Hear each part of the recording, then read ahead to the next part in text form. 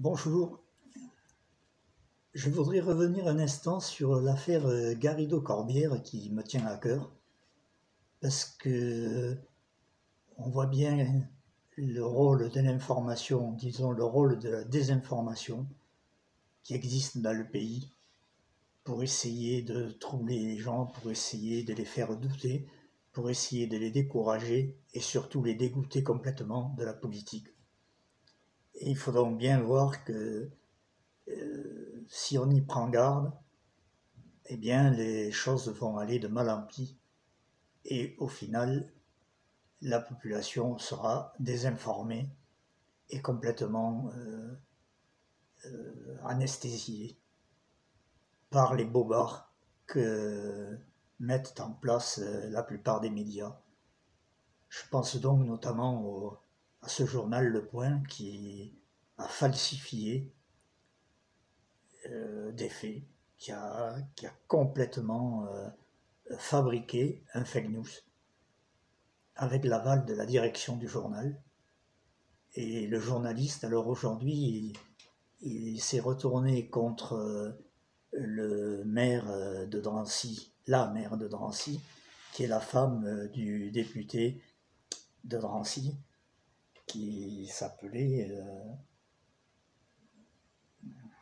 comment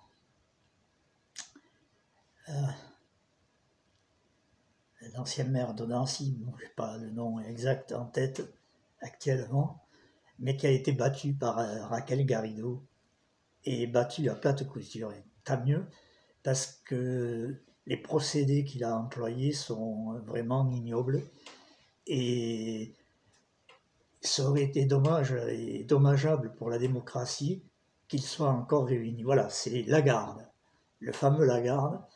Eh bien, ce Lagarde a perdu. Si tu vas pas à Lagarde viendra à toi.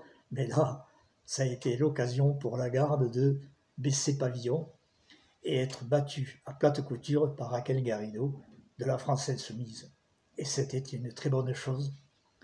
Et on peut penser ce que l'on veut de Raquel, en tous les cas, elle a eu le courage de l'affronter et elle a eu le courage de contredire cet ignoble individu et de gagner. Voilà, donc je tenais à dire ça parce que même le journaliste qui aujourd'hui est obligé de dire qu'il a été manipulé par la famille Lagarde, eh bien, ça grandit pas ni l'information, ni la famille Lagarde, bien entendu, mais ça ne grandit pas non plus la presse et les médias qui, malheureusement, bien souvent maintenant, ne prennent plus le temps de vérifier les informations qui sortent et donc balancent sur les réseaux sociaux et balancent sur les télés et les médias en général toute information, bienvenue ou malvenue, peu importe, sans gêne, sans contestation, sans réflexion critique. Et c'est ça qui ne va pas. Et je crois qu'il est temps maintenant de mettre en œuvre une cellule de déontologie, en tous les cas je ne sais pas comment on peut appeler ça, mais il est temps de mettre en place un système de contrôle sur l'ensemble des médias.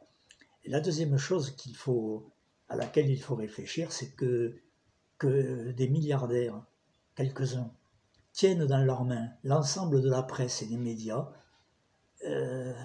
c'est antidémocratique. Ça, on ne peut pas continuer comme ça. Parce que la presse et l'information, c'est ce qui nourrit normalement la démocratie en donnant des faits réels et ensuite chacun se fait son opinion. C'est pas la presse qui doit créer l'opinion. La presse est là pour donner des faits et c'est les gens qui réfléchissent et se déterminent sur telle ou telle façon de voir le problème. C'est-à-dire ce qu'on appelle se forger une opinion. Et nous en sommes très loin. Et donc l'affaire Garrido-Corbière est là pour une démonstration terrible, terrible, parce que humainement, c'est insupportable pour le couple et pour les enfants. Vous voyez, parce que là, attention, c'était du lourd qui a été jeté en pâture à la population. Et donc, heureusement qu'il y a eu des internautes qui ont immédiatement montré que c'était des fakes. Et ensuite, eh bien, la bataille qu'a menée Alexis Corbière et Raquel Garrido, qu'ont menée tous les deux, cette bataille de clarification, a permis que la vérité se fasse et que de dénoncer cette fabrication d'idées et cette fabrication de faits complètement extérieure à la réalité. Je crois qu'il est temps de protester, en tous les cas, c'est ce que je veux faire aujourd'hui. Et la seconde chose que je voudrais aborder aussi, c'est le fait que Elisabeth Borne vient d'annoncer qu'elle ne présenterait pas sa politique, elle présenterait sa politique, mais il n'y aurait pas de vote de confiance à l'Assemblée nationale le 6 juillet. C'est antidémocratique, pas anticonstitutionnel, parce que la Constitution ne l'oblige pas à faire ça.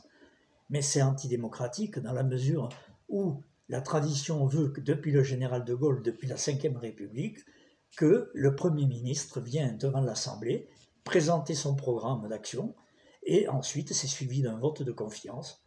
Et s'il n'y a pas de vote de confiance, une motion de censure.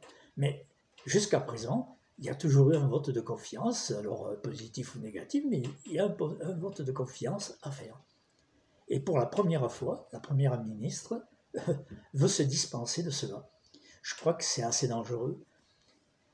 Ça va dans le même sens que ce que je disais tout à l'heure vis-à-vis de la presse, c'est-à-dire essayer de rabougrir l'image du Parlement,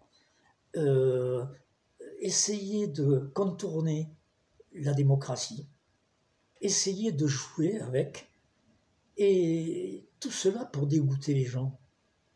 Et c'est toute la campagne, et c'est terrible parce que on sent bien qu'ils mènent tous une campagne pour essayer de faire en sorte que les gens ne s'intéressent plus à la politique, soient dégoûtés à tout jamais, pour qu'ils puissent avoir les mains libres pour continuer.